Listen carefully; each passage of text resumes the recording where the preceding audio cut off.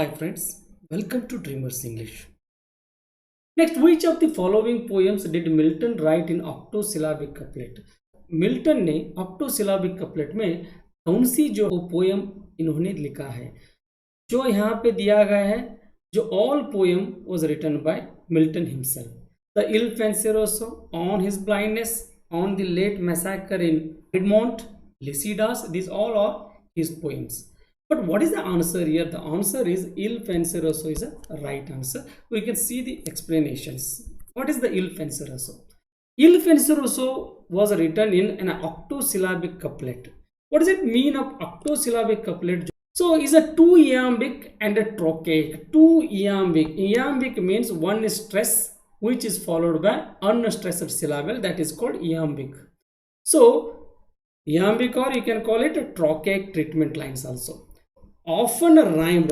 ये जो octosyllabic है, इन्हें iambic pentameter you can call, the iambic tetrameter you can call. Octosyllabic could also refer to any couplet of 8 syllable.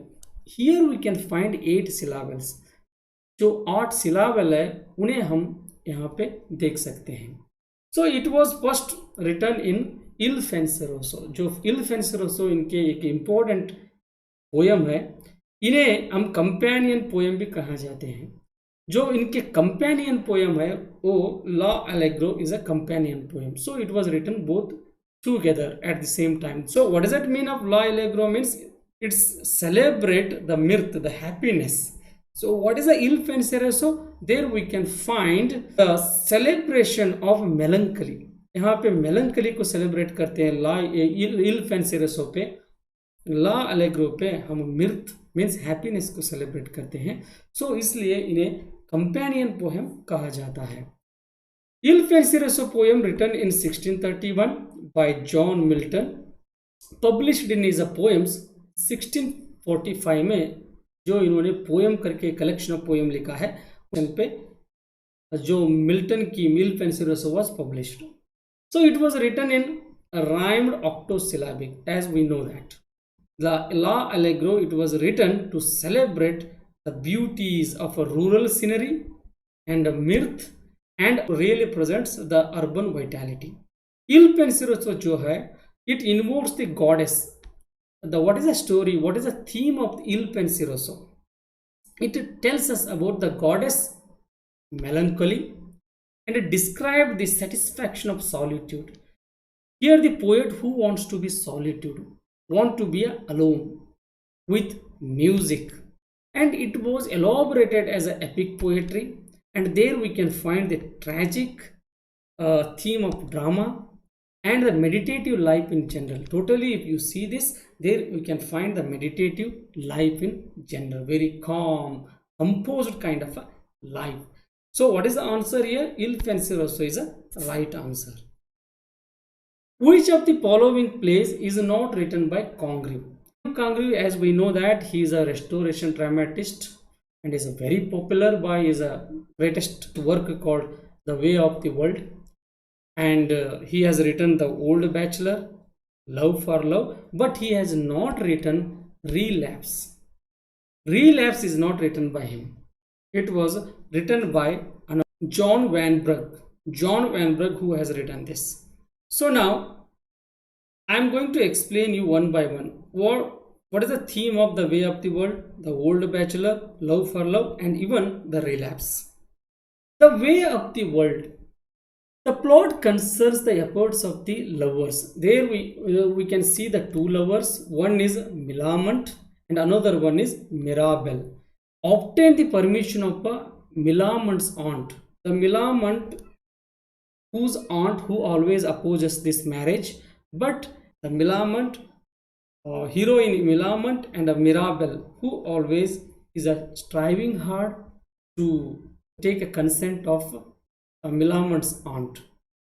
Despite a scheme that goes awry, we know that the comedy, it always tells us about the confusion, the several misunderstandings, and there is a complications in a plot, and it clears the two finally obtain her consent. So at last what happens, the Millamant and Mirabel who takes the consent and who gets the marriage. So that is about the way of the world. And the next one more play, it is the Old Bachelor.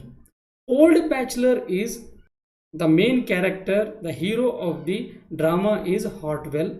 He surely is an old bachelor. He is an old bachelor. He always in the search of a woman, but he was looking as hates the woman.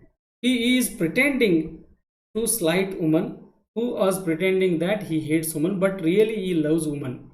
But he falls in a love with a Sylvia. There was a woman, and but before she was a mistress of Venlo. But when he knew that, the Hartwell knew that she was the mistress of Venlo, he wanted to break up with her. So that of the story which always revolves around this old bachelor. Love for Love. Love for Love is a play which tells us about Valentine. The Valentine who has fallen under the displeasure of his father. His father who always hated him. Why?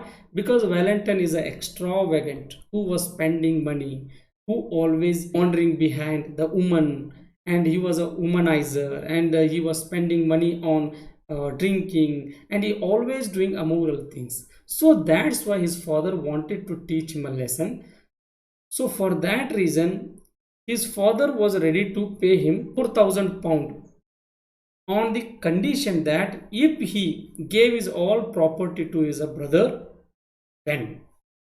So if he gave a property to his brother Ben, so then his father was ready to pay him £4,000 of his in debt. Next, the relapse, or you can call it the virtue in danger. So relapse is a comedy 1696 written by John Vanbrugh. John Vanbrugh has written this comedy called The Relapse. The play is a sequel. It's the next part of the Polly Sieber's Love's Lost Ship, or you can call it The Fool in Passion. So in A Fool in Passion, the man, the hero of the drama, and who was immoral, he always cheated his wife, but he was spending his time around illegal things. But his wife who guided him in Collie Sieber's Love's Lost Shift. यहाँ पे हम देख सकते हैं जो पहले कॉली शिबर ने loves lost shift और द फूल इन पैशन जो लिखा था, इसमें जो थीम था, एक मर्द अपनी औरत को चीट करते हुए, वो इलीगल रिलेशनशिप बनाते हुए जो मिसलीड होता है, बाद में उनकी एक पवित्र वाइफ जो है, एक वर्चुअस सत्य एक वाइफ, उन्हें एक अच्छी दिशा दिखाती है. So this is ended. But Vanbrugh who continued the next story again by writing the relapse. जो relapse लिखते हुए वैनब्रग ने जो एंड हुआ था जो स्टोरी, उन्होंने कंटिन्यू किया है नेक्स्ट पार्ट में. So here also what happens, again the wreck, again the man who is being to misled.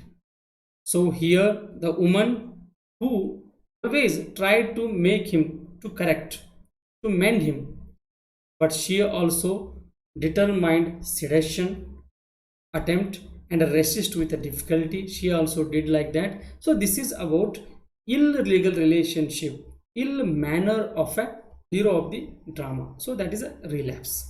So now let's move to the next one. Dryden's All for Love is an adoption of what? So Dryden's The All for Love is an adoption of Antony and Cleopatra by Shakespeare. It's a wonderful drama. So there some options are given: Philoster, Romeo and Juliet, Edward II, everything. So I have discussed it here. So now let's see this. All for Love, which was written in 1677, it's based on Shakespeare's Antony and Cleopatra. It is a tragedy written in a blank verse. It was written in blank verse, and it is an attempt on Dryden's part to vigorous, serious drama. So here, Dryden, who is going to give a new inventions, reinvent the drama, and he wrote it. It is an acknowledged imitation of Shakespeare's Antony and Cleopatra, but it focuses on the lost hours of lives. At the last, at the end, how Cleopatra and Antony, who was about to die, and how Antonio was cheated by the Cleopatra, and later many things happened to them. So this all is about the Antonio and Cleopatra, but it was written by giving another name, that is it's a dubbed as a All for Love. Next, Philoster. Philoster, or you can call the Love Lies a Bleeding, is an early Jacobean era stage play. It is a stage play, but it's a Jacobean play. It was written by Francis Beaumont and John Fletcher. So that is about this. Shakespeare's Romeo and Juliet, we can see now. Romeo and Juliet, which starts with an age and a 13-year-old girl name called Juliet and the man called Romeo. But Romeo and Juliet, they are the rivalries.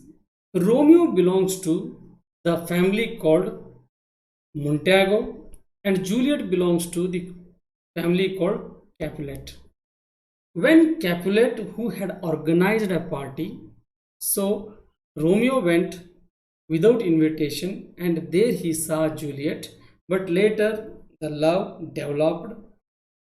But the Capulet, who didn't like Romeo, they don't want to give their daughter to Romeo, but there was a conflict, again there was a rivalry. But Capulet, who already has arranged the engagement of Juliet with the Paris. So later what happens, when the love was denied, the both got suicide and died. So that is about the Romeo and Juliet. Next, Edward II by Christopher Marlowe. It is one of the earliest English history plays and focuses on the relationship between King Edward II of England and Piers Gaveston. Gaveston is one of the minister of King Edward, but unfortunately Edward was murdered on the order of Roger Mortimer. But Edward's best friend and the minister was Piers Gaveston. So this is about the story. So what is the right answer here? Antonio and Cleopatra. Which of the following books proposes a political theory? So there we can find a political theory. Principia is there, Leviathan, Anatomy of Melancholy, and Liberty of Prospering. The political theory which was proposes the book called Leviathan, which was written by Thomas Hobbes. So now we can see these all things with explanations. In Leviathan, it was written in 1653 by Thomas Hobbes. It argues that absolute power of the sovereign was ultimately justified by the consent of the governed. So he always gives the support to the kingship. The power should be in the hands of king. The king has to give the guarantee of the peace and security to his subjects. There should be a social contract. What is a social contract here? The social contract is that all power should be shifted in the hands of the king. So king has to give assurance them to give the guarantee of a peace and security. So this is the main theme of the work called Leviathan. Next, Philosophia Naturalis Principia Mathematica. It was written by the great scientist Newton. So what is the theme of this? Newton means here Isaac Newton. We can find Newton's laws of motion and his law of universal gravitation in this book. It was written in 3 books, but it is in Latin. So that is about. Next, the Hughes and Encyclopedic, the book called very prominent and very popular book called Anatomy of Melancholy. It was written by Robert Burton. He was born in 1577 and died in 1640. He is an English clergyman. What is the theme of the Anatomy of Melancholy? It always talks us about the depression, the mental ill health, the mental afflictions, including what might now be called depression. So now we call it a depression, but on that time he talks about dizzying assortment. Dizzying assortment means the mental ill health. So that the theme of the Anatomy of Melancholy. Next, the another book called A Discourse on the Liberty of Prophesying. What is the book it is about? It was written by Jeremy Taylor and Richard Cattermole. The theme of the book is religious freedom, the unreasonableness of prescribing the other man's faith. So when we talk that it, so all religions should give the freedom to his subjects, to his people. So then only he can make his own existence truthful. So that is about this. It is a essay unique for number of reasons. It always talk about reasons. One which is that it is said that it was written nearly 50 years before John Locke. As we know that John Locke, who wrote is a seminal work called A Letter Concerning Toleration. So that is about the discourse on liberty of prophesying. So what is the answer here? The Leviathan is a answer. So friends, this is about the explanation, the brief explanation about the questions that I have given here. I hope that you have understood it. If you like this video, please share it, like it. Don't forget to subscribe it. If you are new to this channel, please subscribe it. And I am going to make many videos like this. I have dedicated myself to help you all. So definitely I will do. So friend, thank you, and we shall meet with another video. Thank you.